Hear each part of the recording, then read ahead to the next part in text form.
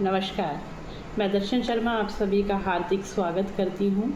आज हम बात करेंगे आम आदमी पार्टी और उत्तर प्रदेश की बड़ी और अहम खबरों की। बने रहिए अंत तक मेरे साथ। उत्तर प्रदेश के लखीमपुर खीरी की एक नन्ही छात्रा द्वारा जिला प्रशासन से सड़क की बदहाल स्थिति को लेकर की गई अपील सोशल मीडिया पर चर्चा का विषय बनी हुई है। बताया जा रहा है कि बच्ची ने वीडियो संदेश के जरिए स्कूल जाने में आने वाली कठिनाइयां और जर्जर सड़क की समस्या को सामने रखा है, जिसने स्थानीय प्रशासन और सरकार की विकास योजनाओं पर सवाल खड़े कर दिए हैं। इस मुद्दे को लेकर विपक्ष दलों ने योगी सरकार पर निशाना साधते हुए कहा है कि विकास के बड़े बड़े दावों के बीच यदि बच्चों को बुनियादी सुविधाओं के लिए अपील करनी पड़े तो यह चिंताजनक स्थिति है। साथ ही मांग की जा रही है कि क्षेत्र की सड़क व्यवस्था को जल्द दुरुस्त कर बच्चों और नागरिकों को राहत दी जाए। अरविंद केजरीवाल जी ने भाजपा पर तीखा हमला बोलते हुए कहा है कि भाजपा ने लोकतंत्र को हाईजैक कर लिया है। इस बयान के बाद राजनीतिक गलियारों में बहस तेज हो गई है। विपक्ष लगातार लोकतांत्रिक संस्थाओं के दुरुपयोग और राजनीतिक दबाव के मुद्दे उठाता रहा है, जबकि सत्ता पक्ष इन आरोपों को निराधार बताता आया है। मथुरा के जैत गांव की तस्वीर ने खोली व्यवस्था की पोल। उत्तर प्रदेश के मथुरा जिले के जैत गांव से सामने आई तस्वीर प्रशासनिक उदासीनता और बदहाल व्यवस्था की दर्दनाक हकीकत बयां कर रही है। यहाँ मासूम बच्चों को गंदे पानी से भरे गहरे नाले की पतली दीवार पर संतुलन बनाते हुए स्कूल जाने को मजबूर होना पड़ रहा है, जो किसी बड़े हादसे को न्योता देता नजर आ रहा है। एक और विकास और बुनियादी सुविधाओं के दावे किए जाते हैं, वहीं दूसरी ओर गांव की यह हालत व्यवस्था पर गंभीर सवाल खड़े करती है। स्थानीय लोगों का कहना है कि जब जनप्रतिनिधियों और अधिकारियों की नज़र इन रास्तों पर नहीं पड़ेगी, तब तक शायद हालात नहीं बदलेंगे। नोएडा में बारिश ने खोली विकास के दावों की पोल। उत्तर प्रदेश की सबसे अमीर अथॉरिटी कही जाने वाली नोएडा प्राधिकरण के इंतजाम हल्की बारिश में ही धराशायी नजर आए हैं। सेक्टर 63 FNG और छजारसी रोड पर जलभराव ने सड़कों को तालाब में तब्दील कर दिया है, जिससे आम जनता को भारी परेशानी का सामना करना पड़ रहा है। क्षेत्र में विधायक, सांसद और सरकार तीनों पर भाजपा का कब्जा होने के बावजूद बुनियादी सुविधाओं की बदहाली पर सवाल खड़े हो रहे हैं। आखिर करोड़ों के बजट के बाद भी जनता जल भराव, कीचड़ और अव्यवस्था झेलने को क्यों मजबूर है। अरविंद केजरीवाल जी ने पंजाब के आम आदमी पार्टी विधायकों को संबोधित करते हुए कहा कि आम आदमी पार्टी की हर तरह की तानाशाही और जन विरोधी ताकतों के खिलाफ मजबूती से खड़ी है। उन्होंने पार्टी नेता और कार्यकर्ताओं से एकजुट होकर जनता के मुद्दों के लिए संघर्ष जारी रखने का आह्वान किया। केजरीवाल जी ने कहा कि आम आदमी पार्टी की राजनीति ईमानदारी, विकास और जन सेवा पर आधारित है और पार्टी किसी भी दबाव के आगे झुकने वाली नहीं है। इस संबोधन के दौरान पंजाब में संगठन को और मजबूत करने तथा जनता के हितों के लिए मिलकर काम करने पर जोर दिया जा रहा है। पंजाब में खेल क्षेत्र के लिए ऐतिहासिक कदम उठाते हुए राज्य को आज़ादी के बाद पहली बार किसी अंतर्राष्ट्रीय खेल प्रतियोगिता की मेजबानी मिली है।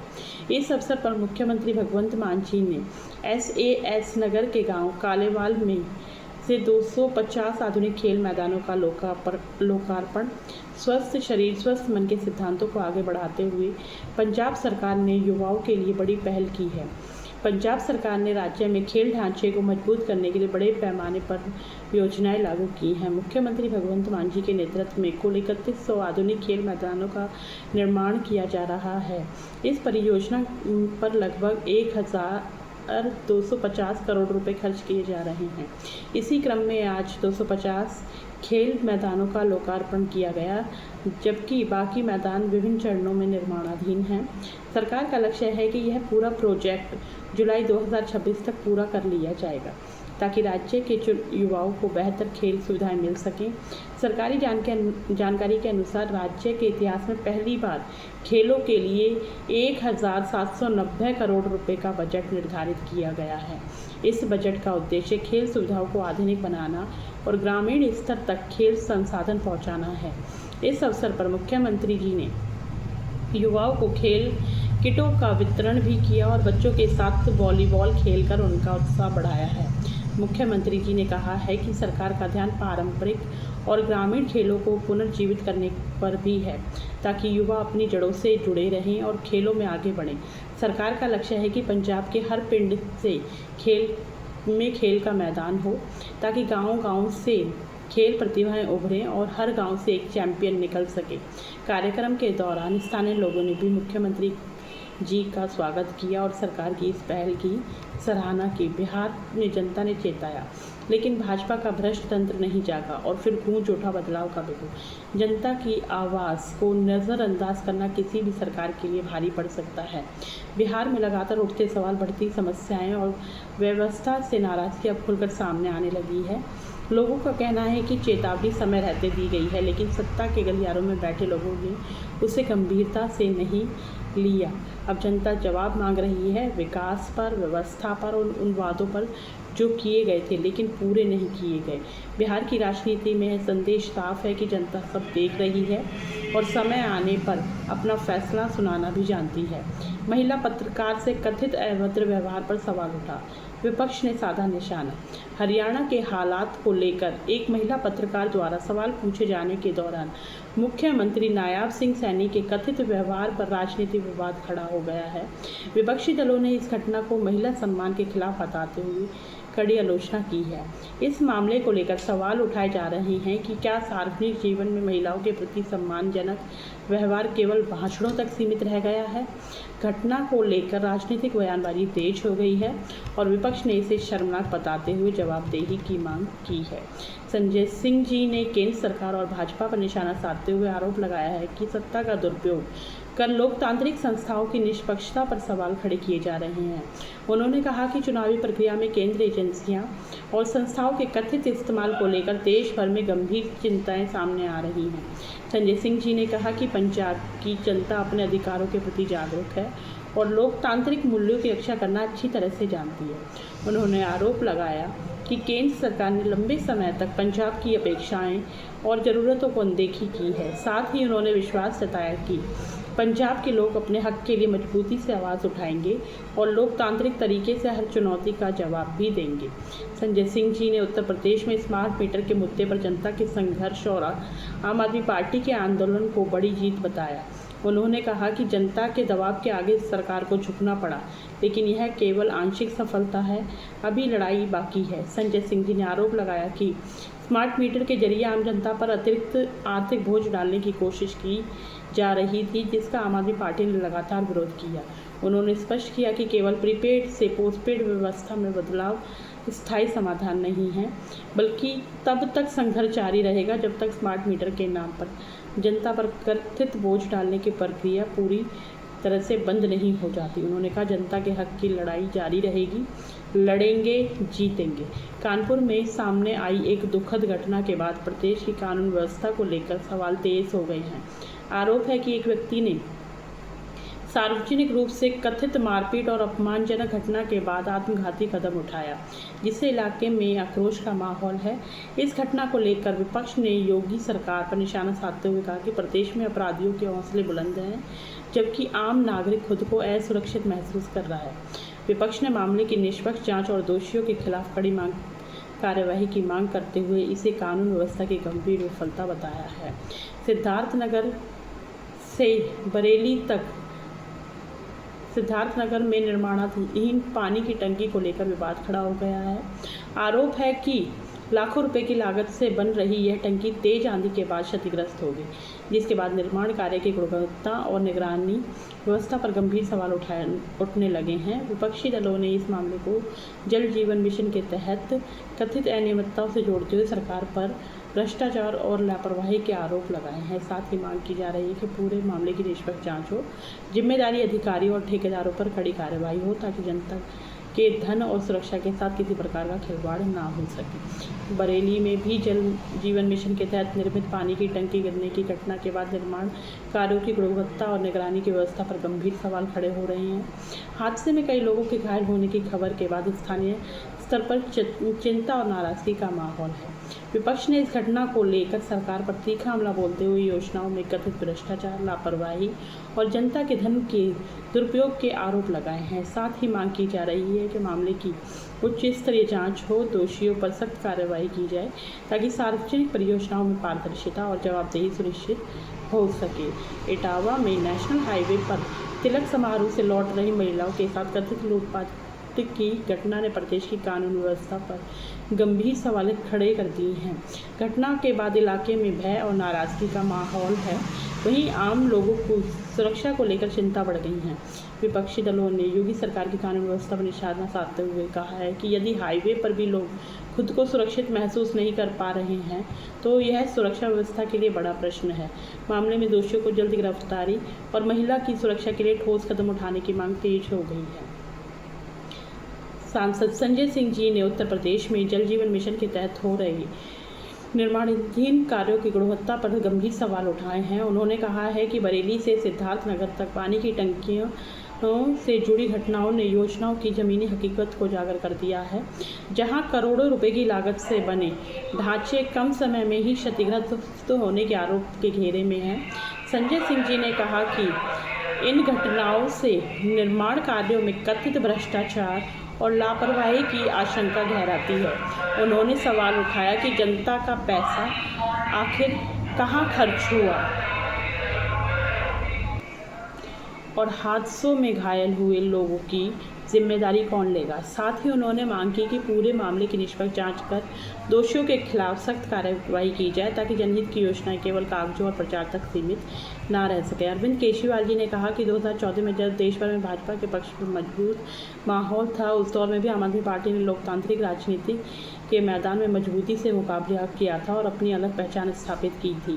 केजरीवाल जी ने कहा कि विपरीत राजनीतिक परिस्थितियों के बावजूद आम आदमी पार्टी जनता के मुद्दों को लेकर केंद्र में रखकर राजनीति की और मजबूत जन समर्थन हासिल किया। उन्होंने इसे आम जनता की ताकत और वैकल्पिक राजनीति की जीत बताते हुए कहा है कि जनता जब ठान लेती है तो बड़े से बड़े राजनीतिक समीकरण बदल जाते हैं। आम आदमी पार्टी की छात्र इकाई ASAP ने यूनिवर्सिटी ऑफ लखनऊ में फीस बढ़ोतरी के विरोध में शिक्षा निर्देशालय पर अनोखा प्रदर्शन किया है।